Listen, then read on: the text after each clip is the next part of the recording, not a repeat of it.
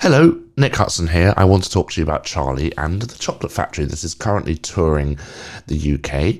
I was lucky enough to go and see it at the Wimbledon Theatre in West London, and as a big fan of Roald Dahl, as you may know from many episodes of Musical Talk, it's always a joy to be able to go and see any adaptation of the piece. Now, it has a varied history. It started at the Theatre Royal Drury Lane when it's directed by Sam Mendes, with new songs by Mark Shaman and Scott Whitman, and a book by David Grieg. Apologies if I'm pronouncing your name incorrectly, David. And it then went to Broadway, where they added a couple more of the Leslie Brookus and Anthony Newley songs. And now it's made its way from Bath to do a tour of the UK and Ireland. Now, the thing about this show is it kind of falls into two camps of people: one who saw the original London production, and those who haven't. If you haven't seen the original London production, you will be absolutely entranced by this production. If you have seen the London production and you're expecting something of that size and scale, that size and scale only was ever at the Theatre Royal Drury Lane. It was just too big to make it to Broadway, which gives you an idea of the scale of that theatre. And I don't think we'll ever see a production of this show on that scale again, which is fine. It was nice to see the show really reduced to its core essentials, and it proves what a good and touching story it is. The moment when Charlie, spoilers, finds that golden ticket, it's still incredibly moving, whether it's in a 300-seat theatre or 2,300-seat theatre.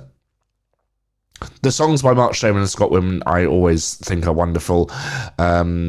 I do think they are one of the greatest writers of our time. They're funny, they vary in style, but again, if you've seen the London production, you'll know that a lot of verses were cut, some songs were slowed down, some songs were sped up, and for example, the best song in the whole show for me is called It's TV Time, which is a wonderful kind of 1950s pastiche sung by Mike TV and his mum.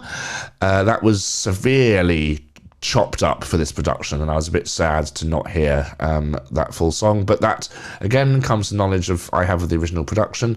That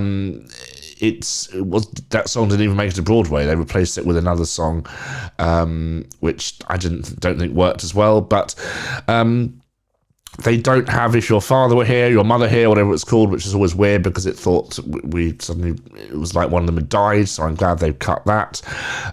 Pure Imagination is in the show, albeit in a different place now compared to the original London production. So it's a musical that's been continuously worked on over many years, which is a joy to kind of see it mould and grow and develop, and yet get smaller and more intimate, which is lovely. The cast were excellent. We got some girls playing Charlie. We saw in the production, who did we see? I'm just having a look at the cast list right now.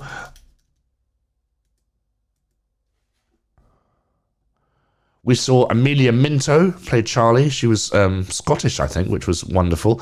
And the problem with the show is Charlie is kind of a nothing character, and the structure is still difficult because Act 1 is we meet the child, we meet the child, we meet the child, we meet the child. Charlie kind of doesn't really do anything. And then Act 2 is child demise, child demise, child demise, child demise. Charlie doesn't do anything, and yet Charlie wins the factory. Spoilers again, sorry. Gareth Snook, who plays a Willy Wonka, did an absolutely brilliant version of that role. Very funny, very moving, very scary at some points. That's what I love about this show, is it brings out the dark side of Charlie. Of Willy Wonka even, sorry.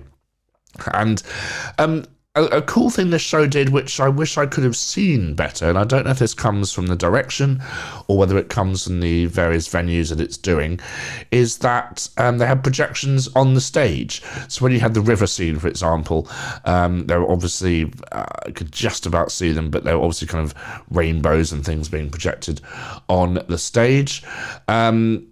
But you couldn't see any of that, which is a shame, because the stalls are the most expensive seats in the tour and for the show, and if you're not providing the full visual experience for those, then that's a bit of an error, but if you're providing an experience for people in the top seats, that's fine as well. I just, maybe it was the Wimbledon Theatre that wasn't raked very well. I don't know. The band were very, very good. We got new orchestrations and arrangements by David Shrubsall, which is always a joy. I do miss Doug Besterman's epic, massive orchestrations, but again, that comes from knowing the original London show. And it delivers everything you want. There's some wonderful magic. I love the idea of the grandparents playing the parents as well. That was a very nice touch, and there's some wonderful, wonderful quick change moments, and that's all I'll say. There's some fun things involving Violet Beauregard when she turns into a blueberry, and it's all kind of not as extravagant as you'd think. But you got to remember this is a touring show, so I will give it some slack. My friend whom I was with absolutely enjoyed it. She was grinning from ear to ear for the whole production, and that's the best thing I can say about this. It is just joy. It's about being a child again, and the joy of chocolate and the joy of discovery, and it really does deliver. So Charlie and the Chocolate Factory is making its way around the UK and Ireland. For more information, visit charlieandthechocolateFactory.co.uk.